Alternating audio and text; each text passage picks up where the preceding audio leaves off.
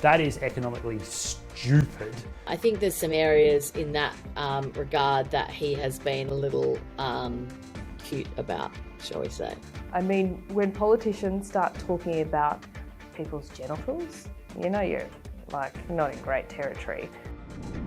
We're at the point here now of a marathon 6-week federal election campaign. We've been hearing a lot of hot air from the politicians in daily press conferences, at 1,000,001 photo opportunities, and also in some very shouty national televised debates. So just how do you separate fact from spin? We sat down with some key political insiders and asked them one simple question to cut through all the crap. What is the biggest piece of bullshit that you've heard throughout this campaign? There's probably been a few pieces, but the biggest piece of bullshit from anyone, from either side of the campaigns. The Catherine Deves trans issue. It is not an issue. I'm sure she feels passionately about it, and that's fine. But she is a one-issue candidate, if that is the case. And we're talking about 1,200 trans people in Australia. A fraction of those perhaps thinking about gender reassignment surgery. It's never happened for an adolescent here in Australia. So that has been raised as an issue that the Prime Minister is deeply concerned about. I mean, when politicians start talking about people's genitals, you know you're not in great territory. We don't even want them talking about their own, let alone other people's. Fair enough. For economist Evan Lucas, it was a comment from Queensland LNP Senator Matt Canavan that was really on the nose. I also can't go past some of the comments being made by someone like Matt Canavan, for example, with his policy around coal and the fact that stuff the rest of the world, let's just keep going with the way we are and actually open up more and more. Well, the net zero thing is all sort of dead anyway. It's all over. That is economically stupid because it also shows that you're using what is actually quite an inefficient energy producer. Coal's not great. I mean, it's simple and cheap right now because the infrastructure is built, but economically it's actually really, really inefficient long term. And that needs to be pointed out. So on the economics, I actually think the biggest BS was Canavan's comments in terms of that space.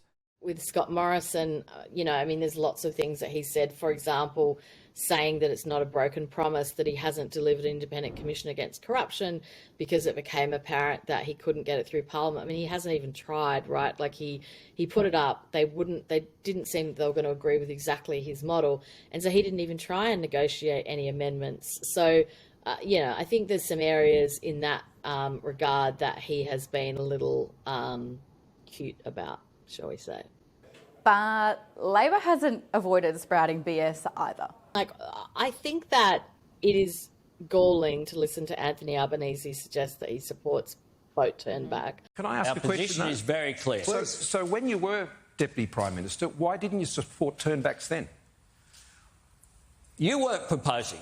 You were not proposing. I'm sorry, we were. It was our policy. You were not Turnbacks were our policy before the 2013 election. I was the Shadow Immigration Minister. I designed the policy. So you were on the National Security Committee, I think for the first time at that time. And so why did you not support turnbacks? I was on the National Security Committee. We had established offshore processing just in 2013 when I became Deputy Prime Minister. That was the first step. So you were going to do turnbacks? No, that's right. Okay. That's right. I just wanted to be clear. I'm not saying it's the biggest bullshit I've heard. I know that he's saying that he does now, but this is a guy that spent, a lifetime arguing against this in the Rudd Gillard years. He actually got up at 2015 and put his hand up against it at ALP conference. So I have no doubt in my mind that is just political expediency, right? I mean, he just wants to win an election. So suddenly all of these, beliefs and things that he had when he was being a left warrior have kind of gone out the window. So there you have it. Just a sample of opinions from key insiders about what may be complete and utter rubbish this election campaign. So if you hear these lines again and again in the dying days, maybe treat them with some scepticism. Happy voting.